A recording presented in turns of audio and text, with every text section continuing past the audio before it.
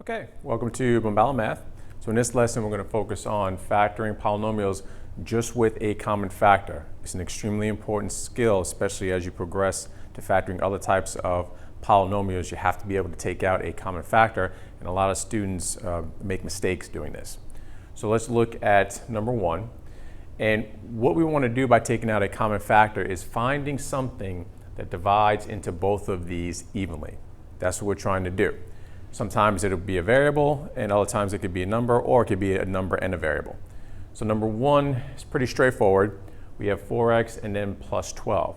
So we want to find out what number, or is there a number, that divides into both of those evenly.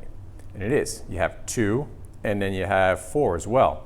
Well, if you take out the 2, we're not taking out the greatest common factor for those two numbers. So it wouldn't be considered factored completely. So we want to take out the largest common factor, which in this case is 4. So we take that out in front and we put out parentheses.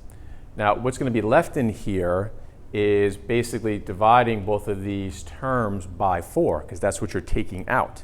So if I do 4x divided by 4, that leaves me with x. That's what's left over, 1x. If I do 12 divided by 4, that leaves 3. This expression here should be equivalent to this. All we do is take out a common factor. So you can check. If you multiply 4 times x, it should be 4x. If you multiply 4 times 3, it should be 12, and you can see that works. So it's a quick way to check whether or not that you took out the common factor and set up the terms inside here correctly. Number 2, we have a trinomial. So again, we're looking for a common factor first, and you look, only these two terms have an x.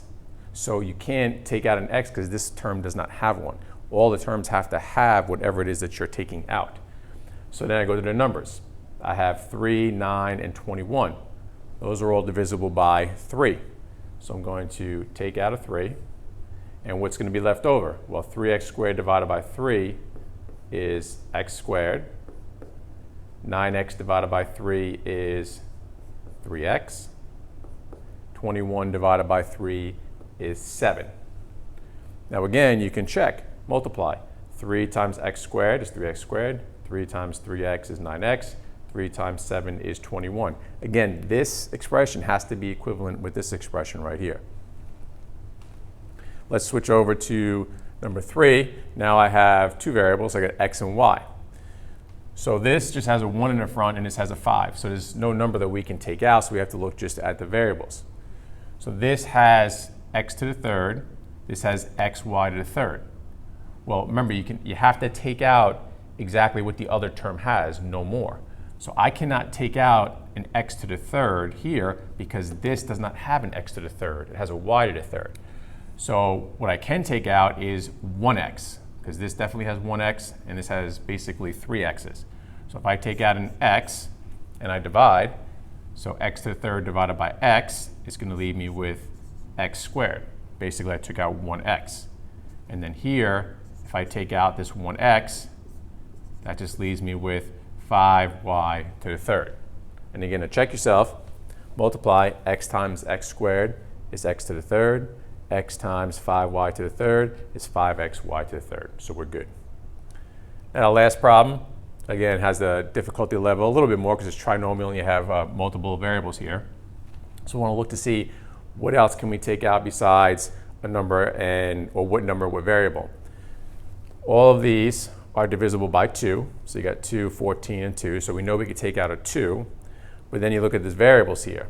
Now you really got to pay attention to how many each term has. In other words, is it x or x squared or y squared? Because you can only take out exactly what it has. You can't take out any more. So first I'm going to take out the 2 right here. Now I'm going to start looking at the variables. This has an x squared, so basically I have 2 x's. This has 1x. So now, right now I know I can only take out 1x, if anything. And this has 1x. So I can take out an x, and that's it. Then I look for the y's. This has 1y, so right now I know the most I could take out is 1y. This has a y squared, so I can definitely take 1 out of that. And this has a y, so I can take out a y. So now you really got to be careful with what's left after taking out the 2xy. So you're basically taking this and dividing it by this. So 2x squared y divided by 2xy, that's just going to leave me with 1x left over. Here, 14 divided by 2 is 7, and then x divided by x, and then y squared divided by y leaves me with just a y. So 14xy squared divided by 2xy is just 7y. Now I'm here, and if you look, those terms are the same. You're basically taking out the whole thing. One of the common mistakes is students just think that's 0 and they leave it alone. And they just close the parentheses right here and they think they got the problem. That's not the case. If you take this whole thing out, you divide this, what are you left with? 1. So you need to put that -1 there, or the problem's not going to be correct. Remember, if you check yourself, if you were to multiply this times this, you should get 2x squared y, which we do. This times this, you should get 14xy squared, which we do. And then this times this should give you this term right here, which it does. If it wasn't here, there would be nothing to multiply by to get this term, so you would know there's a mistake somewhere. So again, this is a common mistake when students take out the entire thing, they forget to put that value of 1, because when they're dividing it, they just assume it's gone, and they put a 0 or nothing, and then it's not correct. All right, so hopefully you enjoyed this lesson. There'll be more videos on factoring to come, and you can see those on my YouTube channel at Polynomials Math.